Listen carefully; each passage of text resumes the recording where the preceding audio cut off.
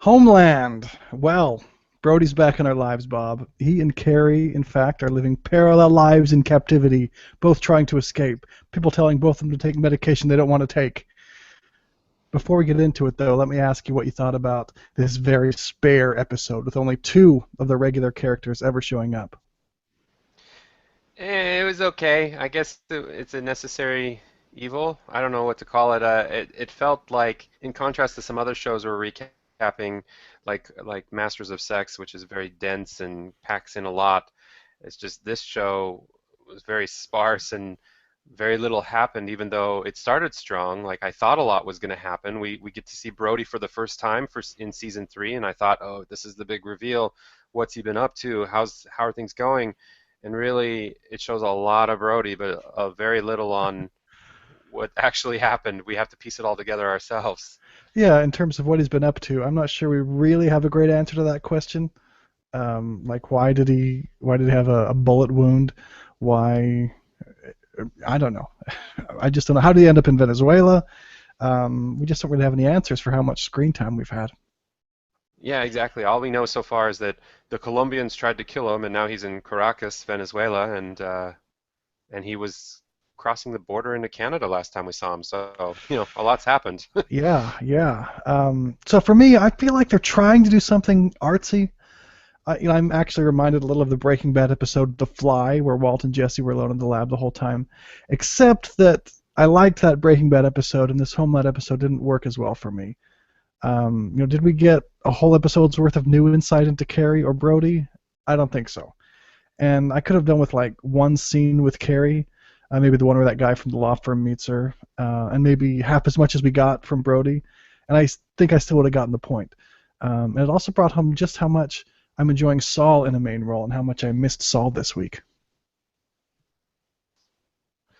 Yeah, yeah, because it's getting hard to know who we're feeling sorry for and for what reasons, and who the protagonist is and who the antagonist is. I'm like getting confused on why I'm caring about things anymore. Like it feels very scatterbrained and misdirected, or I just want some closure on what's happening, where's the plot going, why do we care? And Saul was the closest to that, and now he's not here. Yeah, so let's hope he's back next week.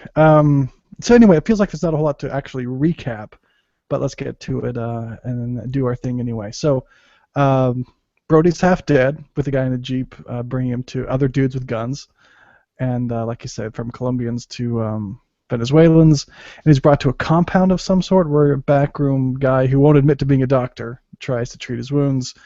What did you think of that doctor? Some sort of sage who heals with wisdom in addition to medicine? Was he appealing to you? Yeah, he sort of came across as a black John Malkovich. Maybe that's a weird descriptor. All But I right. swear I couldn't put my finger on him. I'm like, who is this guy? I feel like I've known him or seen him before. And I'm like, oh, it's sort of John Malkovich-ish He's got esque crazy something. eyes. The same kind of crazy eyes, huh? Right, and Um, just the intonation and yeah. so Brody's host, uh, he asked. Let's see. Wait. What do I have on my notes here? So, one little clue we get. It's sort of an opaque clue. The doctor asked him, why save him instead of collect the reward? And then his host says, well, maybe someone did a favor for you once. Oh, well, that explains everything, huh?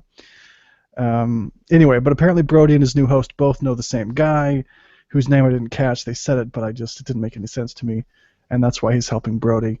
Did I miss something? That's about as much of the story as we know, right? Yeah, I even interpreted it slightly differently. I thought it was some connection through Carrie. Like Carrie might have been the person who covered this guy's ass at some point in the past, maybe through a third party. I have no idea. I just Hmm. know that Okay. Carrie's name was dropped by these Venezuelans a couple of times, and there's a connection there, and they're returning the favor in some way, sometimes brutally so, which I'm sure we'll get to in the recap, which was kind of a weird juxtaposition of, we're very principled in our way that we pay back our debts, but we kill people randomly because that's different. Yeah. So we throw So, this guy off the building that had stole your passport because we're gonna have people stealing from us. And then, this imam was going to turn into the police. Well, let's go shoot up the whole mosque there and get you back. Pretty yeah. brutal, you're right. and teach you a Um, lesson. You caused all of this. Like, yeah, I guess Brody did, but really wasn't the jeez, guys with the shotguns coming into the mosque who did this? right. All right. This is what Um, happens. Okay.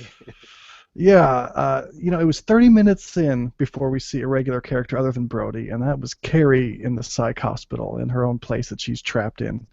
And we get plenty of screen time from Carrie. But I thought all we really need to know is that Carrie's not doing well in there. Although you have to wonder if it's the kind of place that makes you crazy just by being there.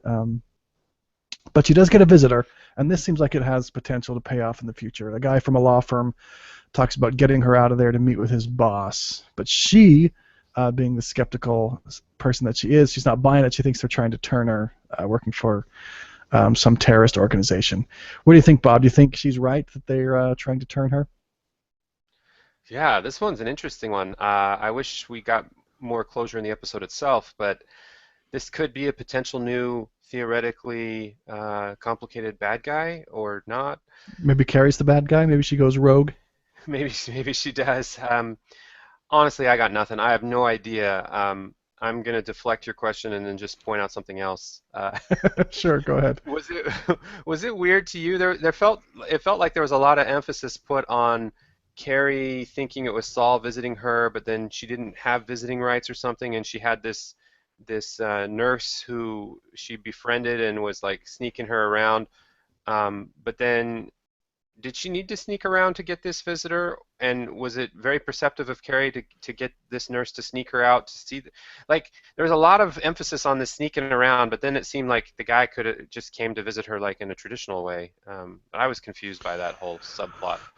Good point. They spent a lot of time with Carrie trying to get an exception to the rules made for her, or several exceptions to the rules. Um, I sort of got the sense, man, and it's annoying when we don't have our stuff that's actually in this episode locked down. If we were to rewatch, we could probably figure it out. But I got the sense that the guys' connections were sort of what made it happen. Hmm. Like, no, no, no, since it's me, let me see Carrie. I kind of got that sense, though. I'm sure Yeah, if we and then watch it again, we could get the answer.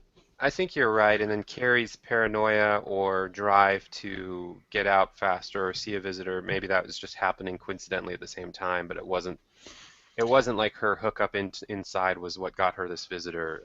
But it was just all blurred together, and it felt very needlessly thrown in there. But I guess the point is Carrie's not doing well, like you said.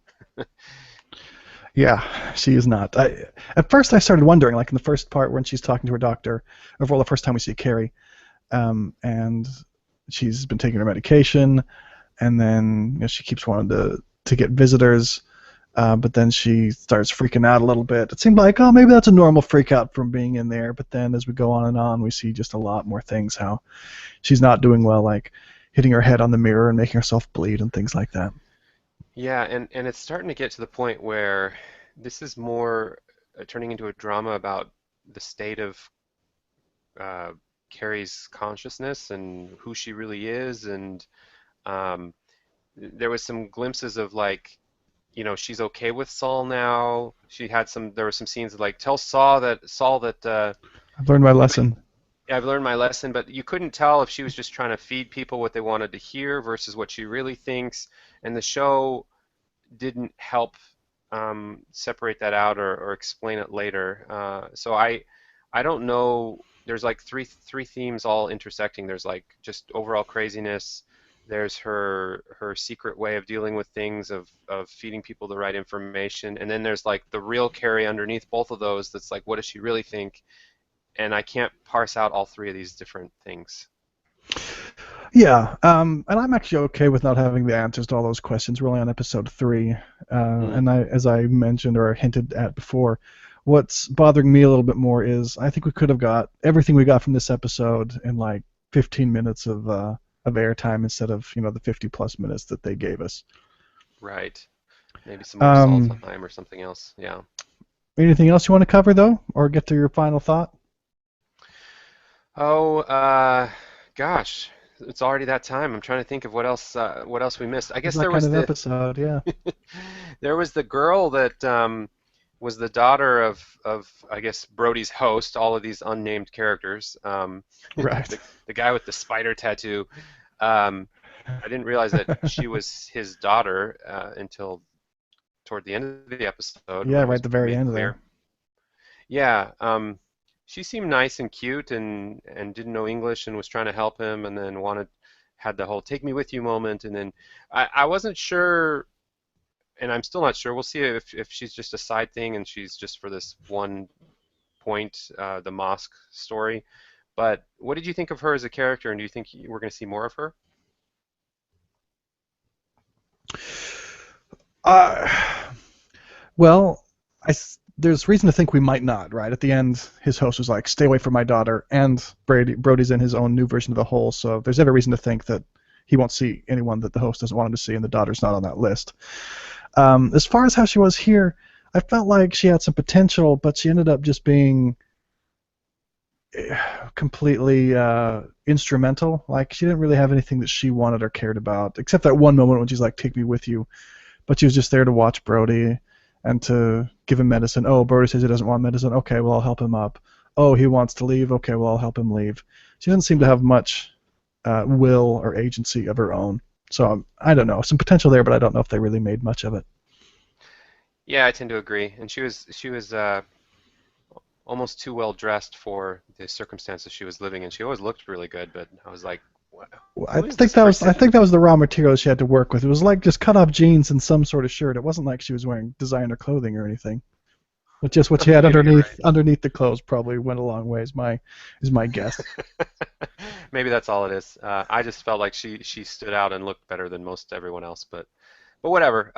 Yeah, not much else to cover. I'm ready to see more from this series because I'm starting to wonder why I'm caring as much as I did in season one and season two, but too early to say. Yeah, even though the first couple episodes I felt pretty good about where we were going. So my final wrap up is that it was basically one of those episodes where I kept looking at the clock, which is weird. One of Homeland's strengths, even when it's in a weaker episode, is the nice quick pace that really keeps you into it. But that wasn't really the case here, and I hope we get more of the gang back in the next episode.